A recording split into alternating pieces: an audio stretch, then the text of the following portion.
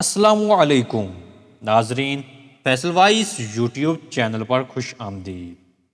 ناظرین، دین میں جانوروں کے بھی کچھ حقوق ہیں جن کا ادا کرنا ہر مسلمان پر ضروری ہے، اور چند حقوق ناظرین ہم آج کی ویڈیو میں آپ کو بتائیں گے۔ جن جانوروں کا گوشت کھانا حرام ہے، جب تک وہ ایذا نہ پہنچائیں بلا ضرورت ان کو قتل کرنا منع ہے۔ جن جانوروں کا گوشت حلال ہے، ان کو بھی جب کہ کھانے کے لیے نہ ہو بلکہ محض تفریح کے لیے بلا ضرورت قتل کرنا، جیسا کہ بعض شکاری لوگ کھانے یا کوئی فائدہ اٹھانے کے لیے نہیں شکار کرتے بلکہ شکار کھیلتے ہیں، یعنی محض کھیل کود کے طور پر جانوروں کا خون کر کے ان کو ضائع کر دیتے ہیں۔ یہ شریعت میں جائز نہیں ہے۔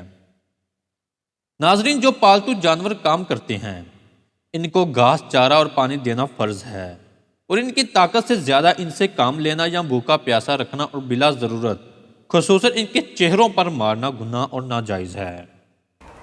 پرندوں کے بچوں کو گھونسلوں سے نکال لینا یا پرندوں کو پنجروں میں بند کر دینا اور بلا ضرورت ان پرندوں کے ماں باپ اور جوڑے کو دکھ پہنچانا بہت بڑی بے رحمی اور ظلم ہے جو کسی مسلمان کے لیے جائز نہیں ہے۔ ناظرین، بعض لوگ کسی جاندار کو باندھ کر لٹکا دیتے ہیں اور اس پر گلیل یا بندوق سے نشانہ بازی کی مشق کرتے ہیں۔ یہ بھی پلے درجے کے بے رحمی اور ظلم ہے جو ہر مسلمان کے لیے حرام ہے۔ ناظرین، جن جانوروں کو ذبح کرنا ہو یا موذی ہونے کی وجہ سے قتل کرنا ہو تو مسلمان کے لیے لازم ہے کہ اس کو تیز ہتھیار سے بہت جلد ذبح یا قتل کر دے۔